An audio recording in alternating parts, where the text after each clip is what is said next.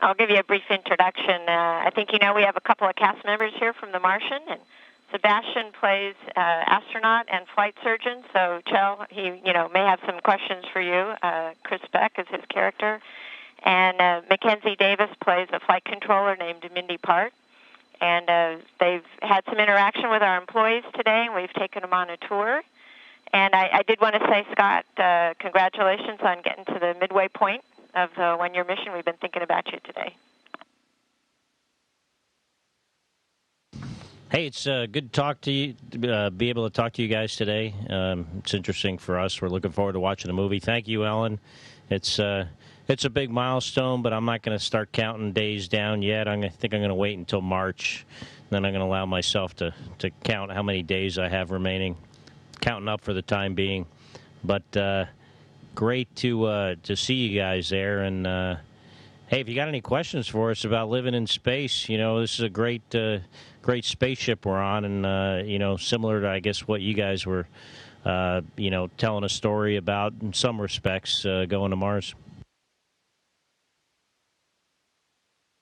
I always have more basic human questions than technical ones, but if you could have anything right now, what would you want to have?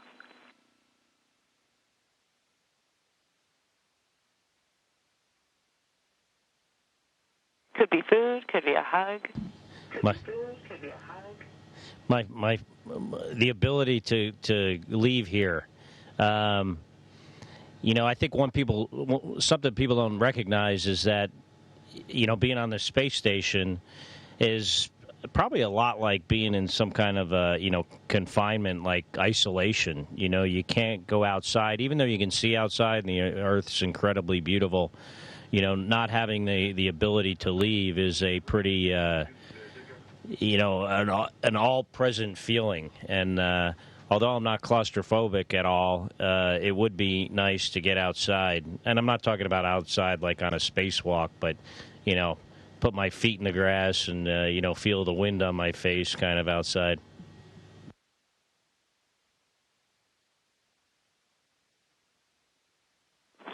Kjell, how are you? So I was just wondering, because I guess I was playing a flight surgeon, and my character ended up doing all these spacewalks, and so I guess what I learned is that it's not so black and white, obviously, what you guys do up there. And so I was wondering how many times do you get to go on spacewalks on a daily basis? It's great. Well, first let me say it's great to get to chat with you all. Like Scott said, we're very excited to see the movie, and I've read the book a couple of times already, and it's neat to see the people that are picking up these roles. Scott and I, Scott's been in space for 300 days, over 300, almost a year now, with all the consecutive time that he's been in space on previous missions. And this, of course, is my first mission. I've been up here for about 6 weeks, but neither of us has had the opportunity to do a spacewalk yet. But we are currently scheduled to do 2. We'll do a spacewalk at the end of October and maybe one in early November.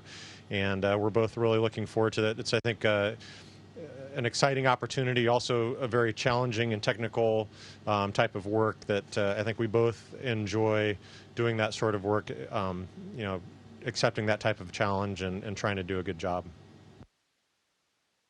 The other thing I was going to ask is one of the things that I actually did for research, which was kind of helpful, was I was looking up what you guys do on your Instagrams, which is kind of funny from time to time.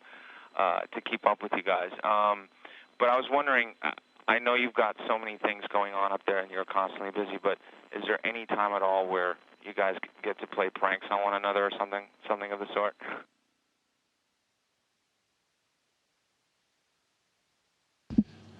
We haven't played too many pranks on each other, although before we started, where did I put it? We were playing, we just made up a new game. We found this elastic band, and we were guarding the opposite ends of the lab here and playing kind of space soccer. So that was a kind of a neat game. I don't think we've played any real pranks on each other yet.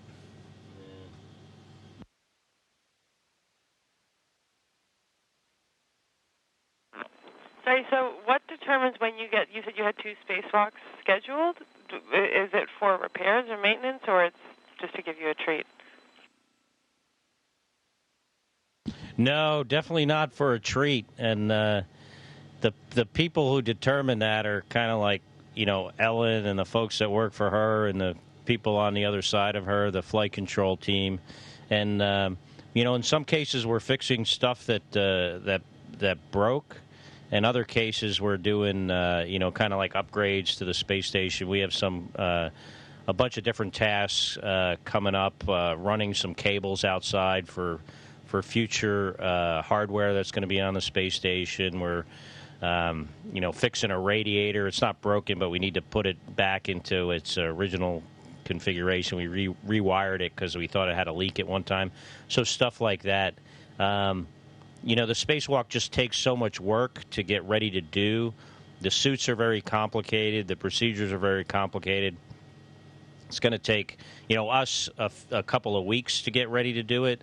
The ground, much, much more time in the planning and preparation for them. So it's not something that we can just do at a moment's notice. Although, if there was an emergency kind of repair we needed to do on the outside, we could probably pull it off within a few days, but that's not something we normally do.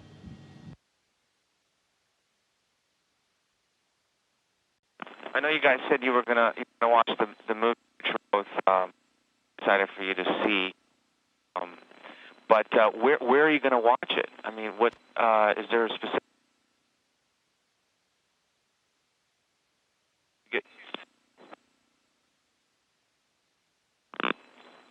Can you hear me? Yeah. And if so, do you guys? We lost. You got me. Okay. And if so, do you get to watch anything else ever at all, or?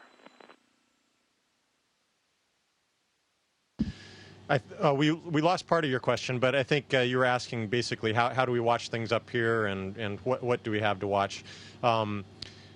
We used to just be able to watch things on the laptops, and so we would gather when we were having dinner on a Friday night. We'd gather the whole crew together, and we'd be kind of huddled around a laptop to watch a movie. Very recently, we had a projector sent up that helps us with our training, but we can also utilize to watch movies. And so we have a large screen that we'll pull out, and it's about half the size of a hatch, and we'll point the projector at it. And so it's our kind of a Friday night treat to watch a movie together as a crew.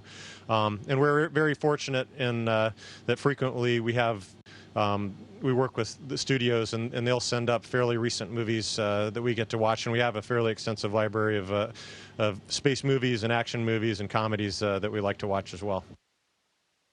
I watched Hot Tub Time Machine 2 a few weeks ago. I wasn't in that. That's funny. That was probably a good thing. Yes, you're right. Mike, do you think that after you return, in April, that you'll go back up to space again, or is this your last journey? I like, going to space. I enjoy the mission. I, enjoy the challenge. I'd like to have the opportunity to do it again, but, I'll, at that point, have well over 500 days in space. And I think my colleagues probably wouldn't appreciate it too much if I was going up here again, but you never know.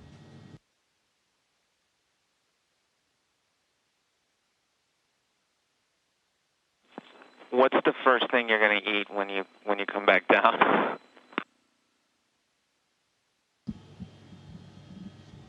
Probably a salad.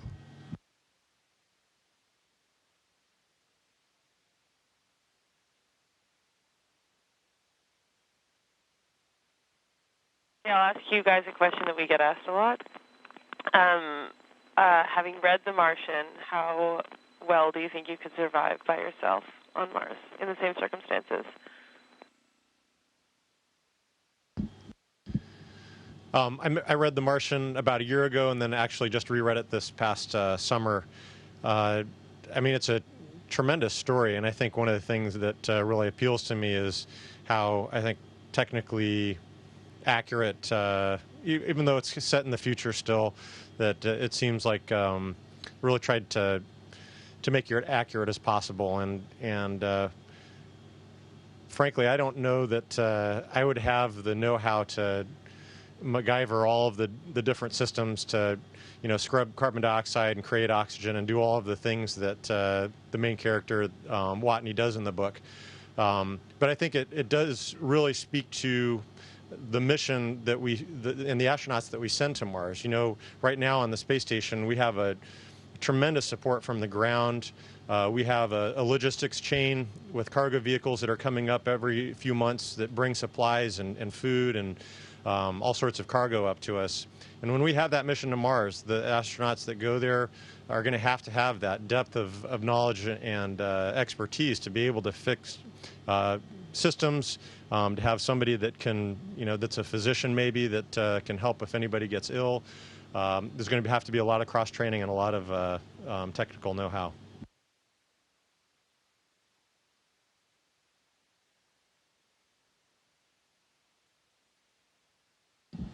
Hey, well, to add to what Kjell mentioned, a lot of the systems we have up here are something that we're going to use someday and build upon them to go to Mars. It's really an amazing space station we have here, and the sustainable energy, if you want to call it that we use to survive.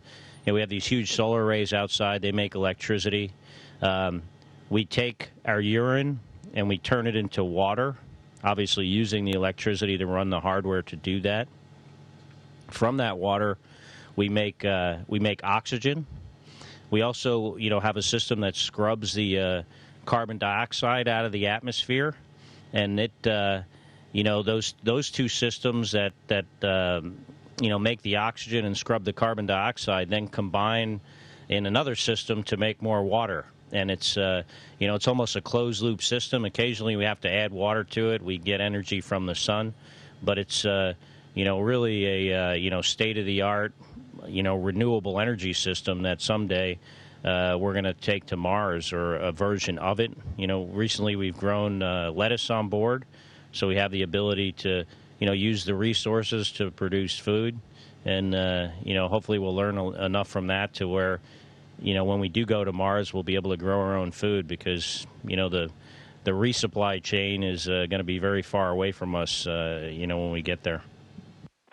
How did you grow the lettuce? So we had these, we don't have dirt, but we had these, like, pads that had some food in them, basically. And then we, kind of like, I guess, a hydroponic almost system that we had some LED lights, and we added water to the seeds, and it grew very well, and it was actually not only did we enjoy eating it because it tasted good, but it was good nutrition, and also gave us a little bit of satisfaction from growing our own food and watching it grow and seeing some green on board, which is a kind of an uncommon color up here. It's good to be able to achieve something in space.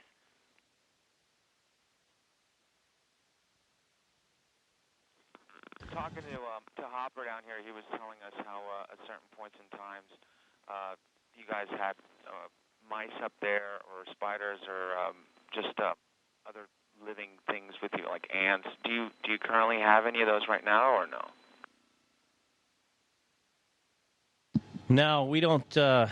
We didn't get any mice on the HTV Japanese vehicle, and we used our mice that we had on board earlier for the last research. It's quite possibly we might have some, might be a JAXA experiment that has some living organisms. I know we had some worms recently, microscopic kind of worms. I'm not sure if they're still alive. We got over 400 different experiments going on up here throughout the year I'm here, some of which we're very involved in, some of which are kind of self-contained, that, you turn it on and it kind of does their own thing, and they fly the samples to the ground or analyze the data on the ground. But, right now, no significant living things other than the 6 of us. Is there a part of the Earth that when you guys pass over it every time, like a country or a continent or something that looks striking to you, that you look at it and you go, you know what, I'm going to go there as soon as I'm down? I think that's one of obviously one of the real neat things about being up here is just over the course of the day, you look down through the window and you can see different parts of the Earth. Australia is very striking. The colors, the reds and yellows and browns. So you always know when you're flying over Australia. Africa also, you can tell when you look out the window. And I always enjoy flying over the U.S. and flying over places where I've lived and where I have friends, and kind of wave and recognize that I have friends and family below. One of the real striking things about flying over the Earth, though, is when you look outside, almost invariably it's blue and white. Just how much water covers the Earth, and the clouds, always changing, always beautiful. It's very, very striking when you look outside. And just to add to what Kjell said, I always find it fascinating that the places that are the most appealing, aesthetically on the Earth, are the places that are generally harder to live, like the water, reefs, the Bahamas, things like that, and deserts are incredibly beautiful, where the areas that have a lot of forestation and North America, Europe, things like that, Asia, where a lot of the people live, don't look as beautiful as some of these places that are less less easy to survive in, maybe like Mars. Well, we hope you enjoy the Mars that Ridley Scott created, because it looks pretty real. And I suppose finally you don't get very tired of doing those flips. I suppose. Is it just something you keep doing throughout the day because you can?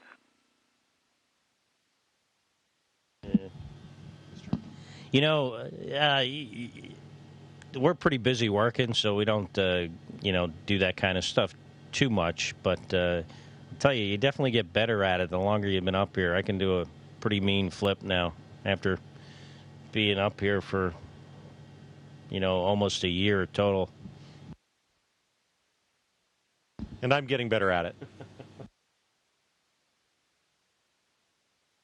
Can we see yours, please?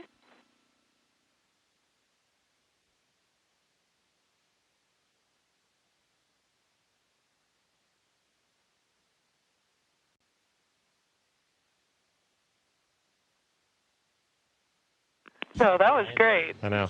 I went for the double, but I didn't stick the landing. No, yeah, he did hook his feet into that pole on the bottom, but that was really impressive.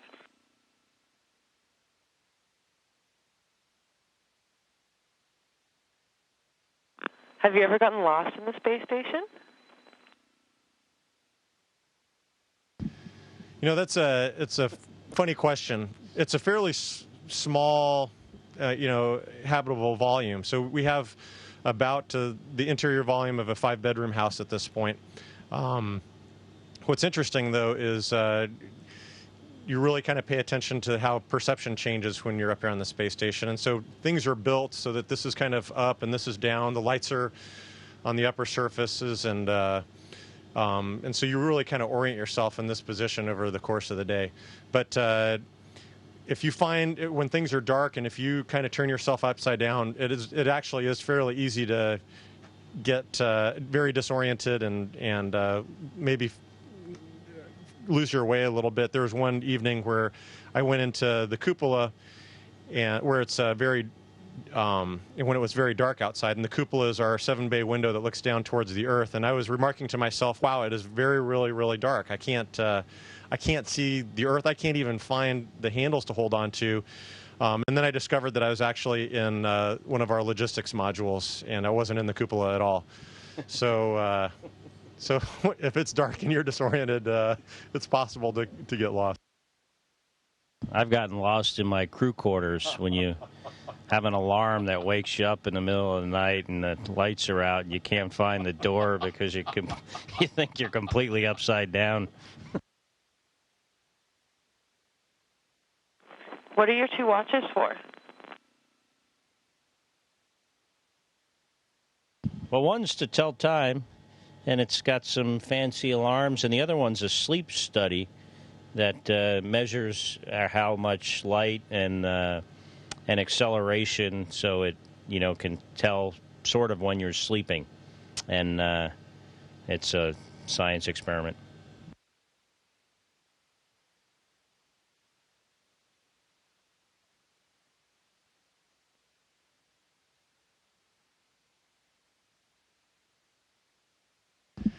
I see my family and my wife and children down there, so I was just waving to them, and I think they're probably very excited to meet the Winter Soldier.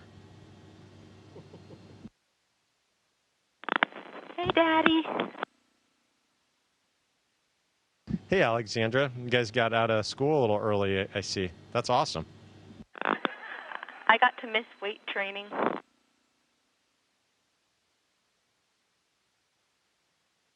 I still had to do my weight training up here today. Hi, Daddy. Hey, Tor, how are you doing, buddy? Good. I like your shirt. Thanks, Daddy. He's really You your got to get a high five today. from the Winter Soldier, okay? What's that, sweetie? He's really your mini-me today. Oh. Hello. Hey, Kai. It's great to see you guys.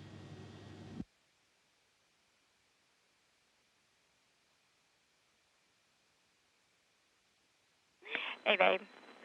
Happy hump day. Happy hump day. Hey, good to see you. Good to see you as well. Thank you. Thank you.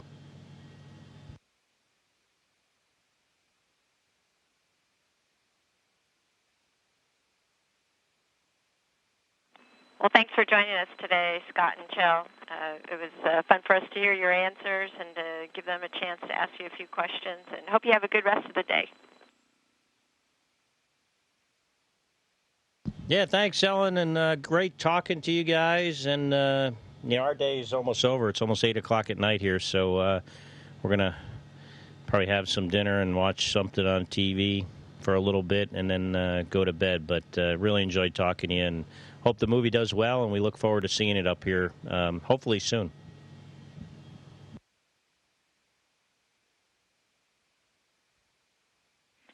Thank you, cast members of The Martian and JSC Center Director Dr. Ellen Ochoa.